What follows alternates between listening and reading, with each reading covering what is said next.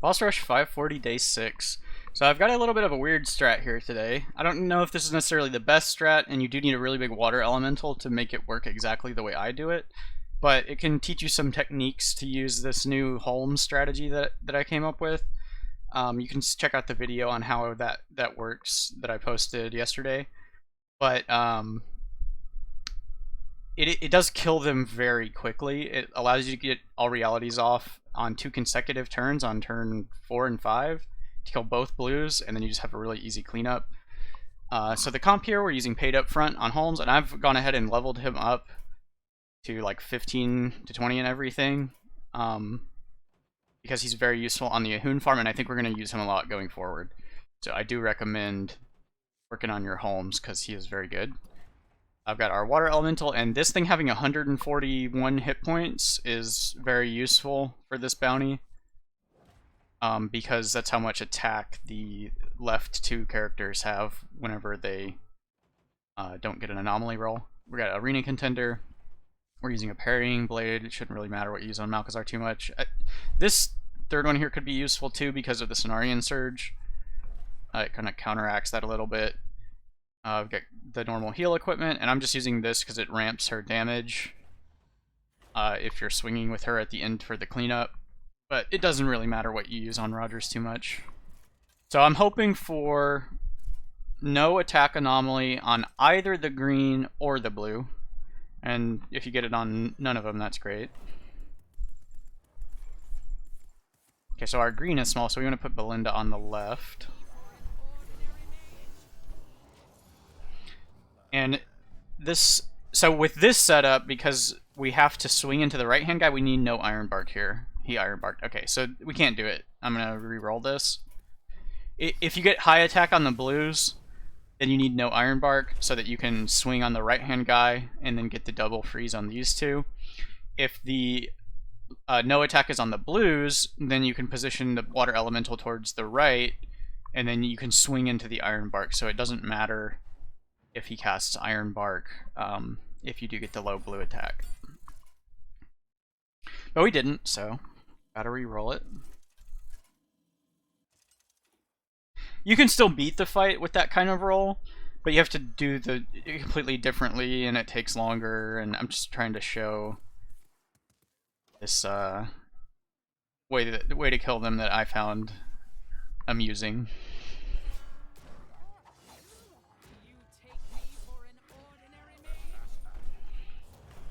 Alright, so we don't care if he Iron Barks because we got the low blues. And how much nature did we get? Okay, so that's enough to kill Bwonsamdi. So sometimes you'd have to shoot your Bwonsamdi at some point. I'm just gonna put some fire weakness there. You're gonna swing there, and we're gonna bounce.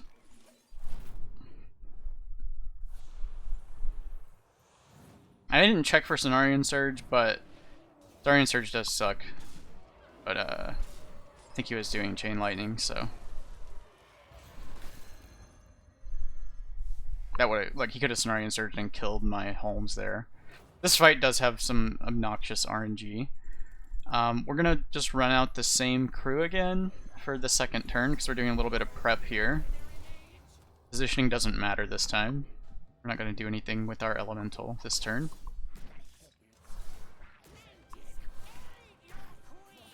So here I'm gonna pre-shield my Holmes, and she can just get some ramp. We're not gonna swing with that, we're gonna bounce.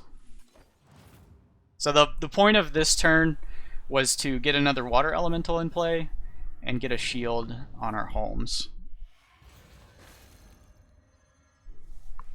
And now we're gonna put out Malchezaar, and we're gonna let them unfreeze so we can do our realities turn. And the positioning is important.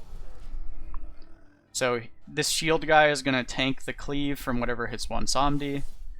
And we want this Ellie on the far left. So if we do a double freeze, I'm going to shrink here. And I'm going to put that debuff on there. And then we don't have, a lot of times you'll have to shoot your own Bwonsamdi here, but we don't have to do that this time. So I'm just going to put some damage on that green because he's not going to get hit by all realities. Okay, so now they're unfrozen. And I think Ironbark here messes up this strategy, but it's just funny to kill them really fast, so I'm doing it this way. So we are going to shield and get a double freeze here, so this will freeze the left and the right. And then we are going to deal a vanity and all realities. So this will make Shek'zara swing into Bwonsamdi. This shield will tank the cleave from that. She'll get all reality'd and die to the melee damage. And then when Bwonsamdi dies, his death rattle from his arena contender equipment will reset the cooldown on all realities, and now we can all realities this blue guy on the very next turn. So we're going to put our Balinda over here, which is also important. So you want a water elemental in the second position here. And that's because of Ironbark. So, an elementary here, and shoot your own elemental, and then that will freeze this before the Ironbark goes off, so that that cast doesn't get in the way of your all realities. And then this guy is going to still survive with 5 HP, so we want to go ahead and finish him off.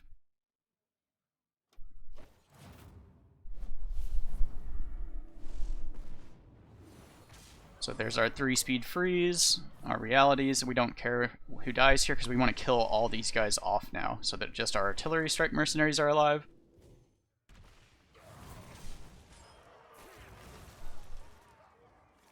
Okay.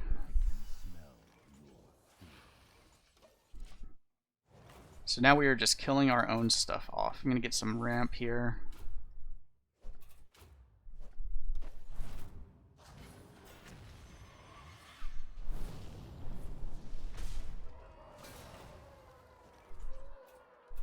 Okay. And see, do I want elementary on anything? Not really.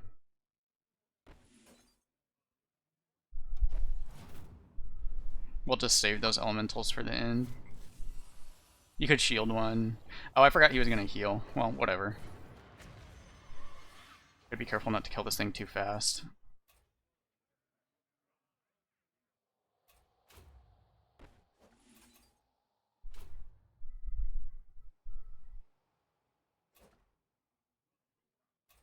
Alright, so that should kill Holmes.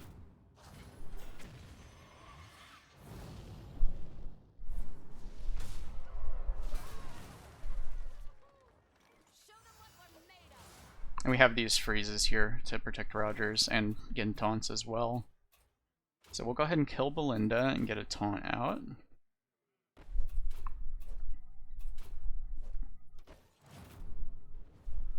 Just getting damage with that extra Ellie.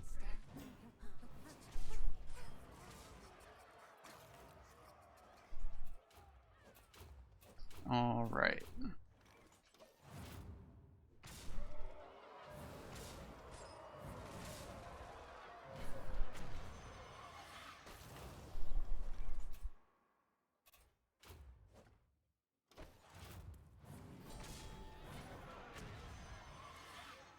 And there you have it. That's a very quick Shek'zara kill. It's not completely consistent though because of their ability RNG. That Ironbark is just a real pain. And that's a win.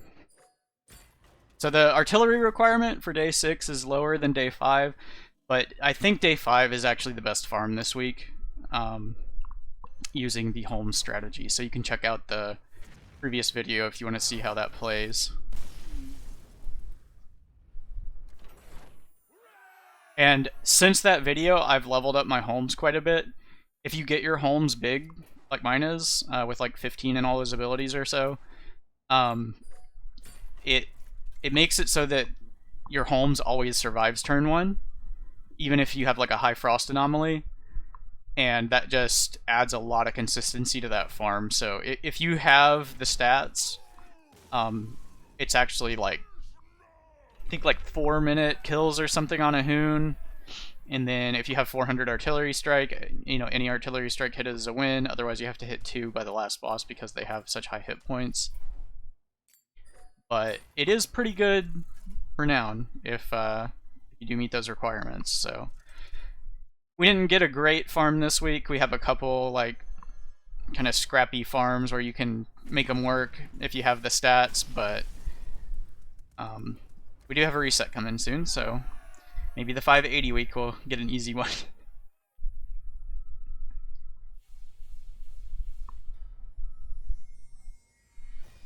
There you go, a little bit of an oddball strategy to kill 2 blues back to back with all realities. Only 14 turns for the run, but not the most consistent. So good luck on your run.